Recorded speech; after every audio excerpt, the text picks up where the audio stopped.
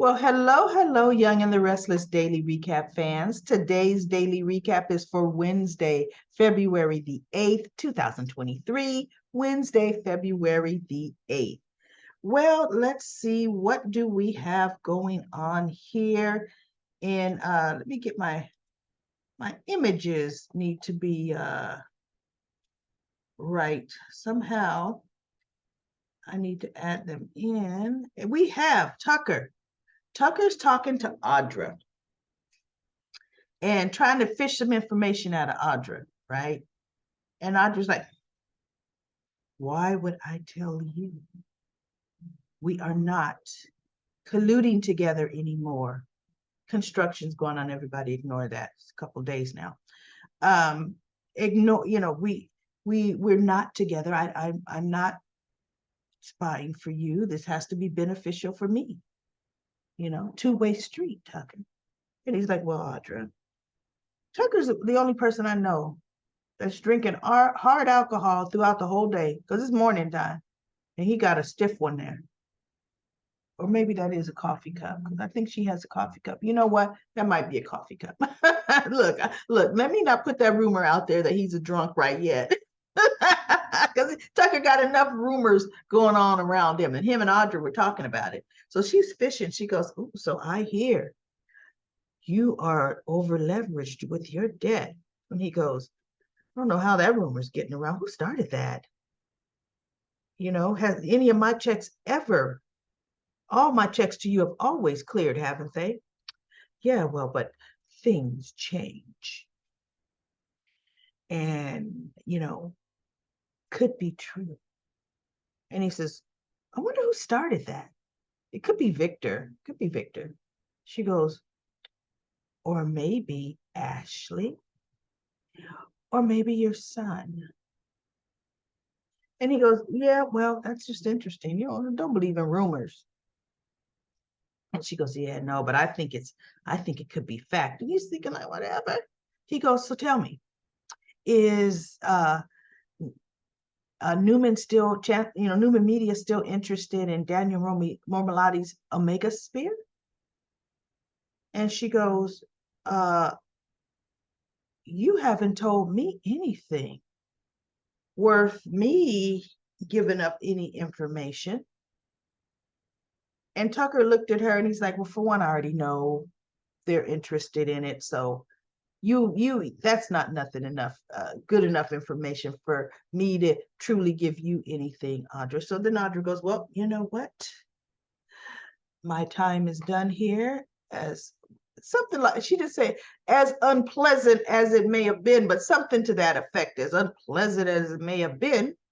So she gets up, gets her jacket, and she leaves, and Tucker's just looking at her like, whatever, Audra, you know? So then Audra, she does head on out and she leaves Tucker. So then the next interesting conversation, let's see, who is this? We have, is this not uploading? For some reason, oh, here we go. I'm trying to upload my files as I'm talking about them because I don't want to stop it's just a click and then open. Here we go. There we go. Now we have Nick talking to Sally. Sally. They get back from the paternity test and they're waiting for results. How can I wait? I couldn't wait 15 minutes for the pregnancy test now, days ago. Goodness. Fast forward to where Nick is saying, I could call Jill and talk to Jill and see if I could get another meeting for you and Chloe. And Sally was like, yes, please do it, because I'm not going to let Victor Newman knock me off my game. So Nick calls Jill and says, look, I know my father called you and swayed your opinion to pretty much tank, Sally and Chloe's meeting with you. But you don't know the full story, Jill. I want to give you the full story. Sally has done an excellent. So he went on and on about employees that would vouch for her and yada, yada, yada. And My father is, I'm going to give you full transparency. Sally and I are in a relationship, and my father's trying to control that relationship and the outcome of it, which is why he reached out to you. And she goes, oh, really? Because the dossier he gave me was pretty, 5 inches thick on the things that she had done in LA and the things that she had done.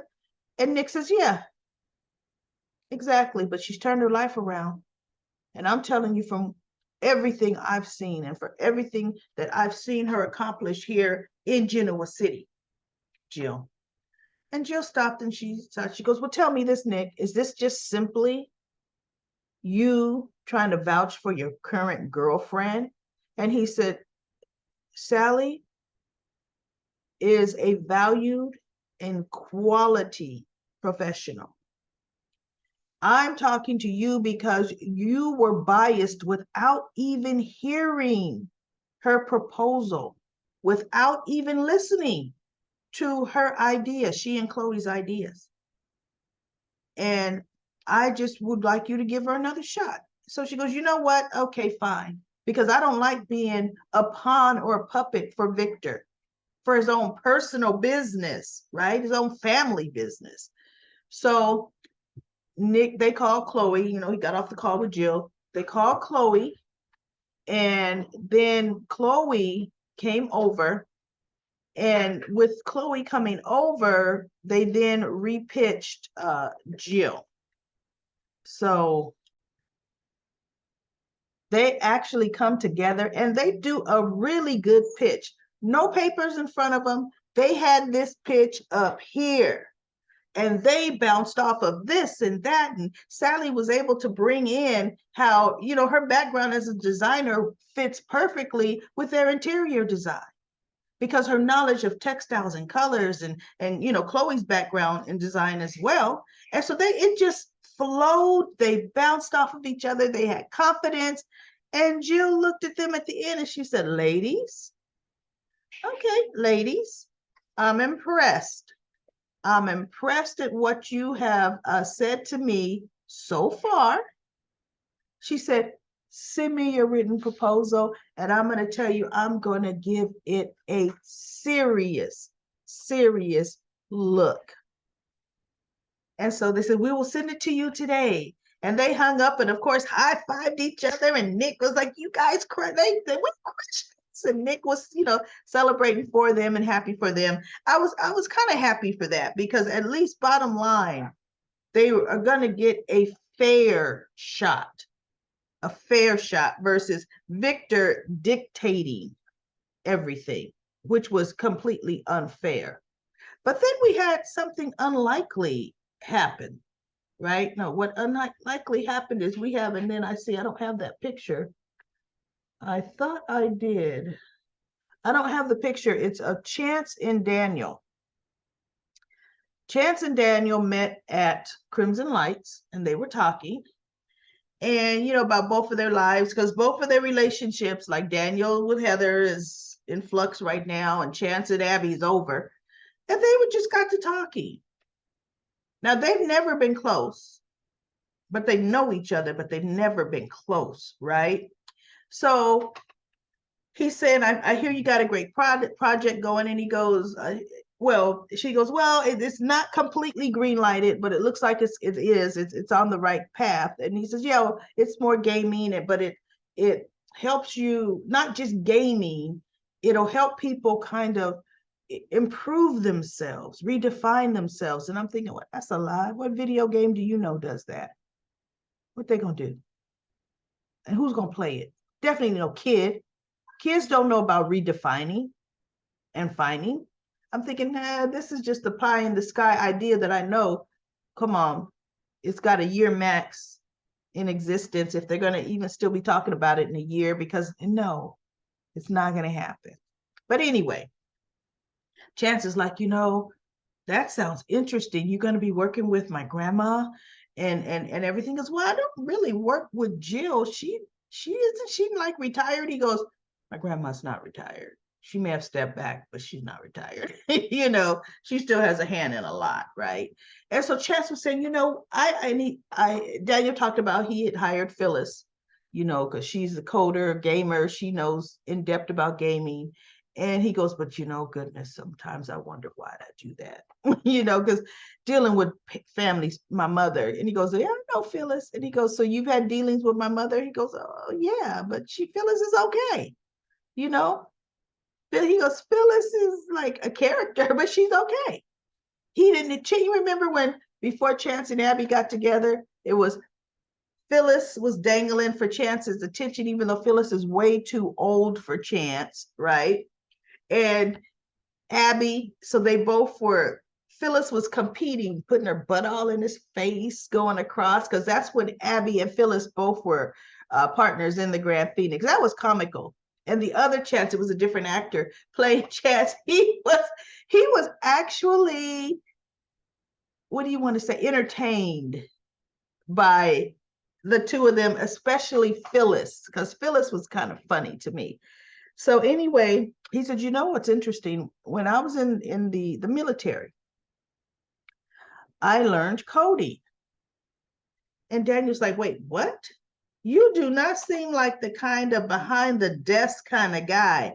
And Chance is like, I know, right? I do like action, thrived on it. He says, but coding is safe. Coding has rules to follow. I like structure like that. He says, and as of late, you know, I tell you, I have been just rethinking my career choices. It's just interesting to hear, you know, another project and another direction in life. But, you know, I just got to get some passion back, you know, in law enforcement. I've just been disillusioned with the circumventing of the law, with, you know, just he's thinking about these Newmans in Genoa City. He'd leave town, Chance, be a police officer somewhere else where you're not related to somebody. That's what you got to do, right? Soon as he said that, I said, the young and the restless are famous for people that from another background doing something else. Famous. We got Nate now CEO of a media company. We've got who else changed their stripes? Can't think of it, but now we're gonna have Chance, who's always been undercover operative, always been catching the bad guys, action out there. He somehow is going to now be a coder at Chancellor Winters. Don't tell me they're going to try to put Chance and Lily together. This Chance is too boring for Lily. Definitely, this Chance is not old enough for Lily. So I'm thinking, oh, I'm not going to like seeing just expressionless Chance or broodiness Chance at Chancellor Winters, because Daniel was like thinking that'd be interesting for me to bring him on my team, right? I think I'll bring Chance onto the team. We'll see where that's going to go. We shall definitely see where that's going to go. So then we have the meeting. Nate is giving them some answering some questions or putting his input to it. Victor's asking him questions because Victoria fought for Nate to stay there, right? Fought for him. And Nate is like, you know, Audra, she is a good end. She's showing her allegiance to us. And you know, I think we've got a good end. And so they're like, okay, well, you continue to use that until you see it's not a good end, right? And he's like, okay. And he says, but you know, it's interesting to me. There's just something interesting to me about all this debt Tucker has. Because they're like, no, we're going to buy up his debt and we're going to end up owning the company because we're going to force his hand on the debt. Right? And so Michael said, yes, but I have already said the way things are structured, Tucker's debt Does not mean we get the majority of his company. We just own the debt. We won't have majority share. Tucker would have to willingly sell the company in order for you to get control of McCall Unlimited. It's just not a quick debt acquisition. And so Victoria's like, yeah, but that's a start. And you know what? Oh, he'll sell. He will definitely sell. And then the look on his face. No, Nate was gone when she said this. So Nate is like, but you know what's interesting? I don't know. I kind of think something else might be at play. Why would Tucker suddenly take on all that debt? I mean, do you think that there's something else, like he's got something up his sleeve? Some end game for him? And Victor's looking like, he goes, well, I like the way you think. That's why you use Audra to find out. But no, we're in position to snatch up that debt and then own. Now we can set the terms, right? So Nate is just kind of thinking like, okay. He goes, no, I have every, and Victoria's like, no, I have every faith in Nate. He will, talk to Audra. And Michael says, but wait a minute, this woman was a double agent, working as a double agent at Chancellor Winters. Why would you think we could trust her? Logical, right? Logically speaking. And so, so Nate is like, no. She's proving her loyalty. She and blah, blah, blah. And so Victor says, okay, good. We've got it in. Use it. Find out all the information you can on Tucker McCall. And let us know, right? Let us know. So Nate, he's puffed up now. Woo. Goes back to his office. And he's thinking, he goes, Victoria says, I got one more question for you. So she walks him out. And he goes, I really liked being involved with that meeting. I've got such a renewed vigoration and insight on how you all think and how. She goes, yes. And I knew you would add value to it. So, go ahead and work on your end and we'll talk later. So that's when she comes back in and Michael's saying, you know what? I still have reservations about bringing Audra Childs in this mix because we don't know the woman's loyalties and it could absolutely positively change. So I'm just saying we have to be careful. And Victoria's like, nope, we will have the upper hand. And then the look on his face when he knows we've got it, that is what's going to be priceless. That's what Victoria says, right? And so Michael's thinking like, okay, you guys are just going whole hog without even listening to my counsel, right? But okay. So then it shows Tucker McCall at the Grand Phoenix. And he's still sitting on the couch and he's thinking, idiots are falling right into my plan. Because remember, before Tucker ever came to Genoa City, Tucker sold off large portions of some of his companies, sold some of his companies altogether, amassing small fortune. The man has personally, which is what Michael said. No, all that debt is in his company, Tucker is waiting for some kind of okey doke. And right now, I am hoping he succeeds because Newman, Tucker almost succeeded in taking Newman away from Victoria years ago when Victor was presumed dead, right? Well, she was a novice and Neil Winters there was no formidable opponent against Tucker at that time, right?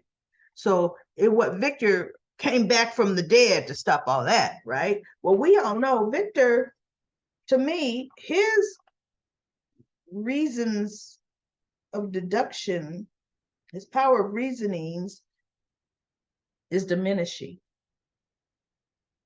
Ashlyn Locke, them beating Ashlyn was dumb luck in the end, because Ashlyn had Victoria completely snowed, completely. Victoria was so puffed up with pride and in love, and they made such a formidable team, you know, in the business world and all of this, right? They almost lost it to Ashlyn. Now, Tucker is savvy, calculating, and calm. Tucker stands out in plain sight. Everybody knows he's a company raider. He'll try to take over as he sits there and has lunch with you. You know, he does. He's because one thing that Nate said, Tucker is always a few steps ahead in his thinking. And Victor says, oh, but not against me. You know, oh, see, Victor, know it all, Victor. So I think it's going to be good. I think it is going to really get good. And I hope, wouldn't that be great if Tucker took Newman? You know, he would oust all the Newmans and he and Adam would run Newman. It was interesting. He and Adam had a very interesting conversation the other day, yesterday, I think it was. And it was kind of shocking. Like, boy, those two are sitting down. And he goes, yeah, the two outcasts, of this, or that, the other. So we shall see. I see something good coming around. I could see some Tucker forming something and making Adam his CEO. He and Adam could go in on something. I could see it. And I think they would work well together. They could let Adam be back to his ruthless self. And with Tucker's cunningness, the two of those, ruthless and cunning, they would do some serious damage out there. Serious damage. And I would love to see that. Please let another powerhouse come into. I'm so sick of it just being Chancellor, Jabot, and Newman. McCall Unlimited. It actually, they need to name it McCall Newman or Newman McCall or whatever they want to name. But yeah, let it be Tucker and Adam. They're a great pairing. Phenomenal pairing. As business adversaries for everybody else. Lily wouldn't stand a chance in the business world against Tucker and Adam. What do y'all think about that? I want to hear your comments. What are my Y&R Daily Recap fans? What do you think about that? What do you think is going to happen? Let's see, get some comment corners, because I have no comments today from Comment Corner. But anyway, everybody, I will be back tomorrow for another daily recap of The Young and the Restless.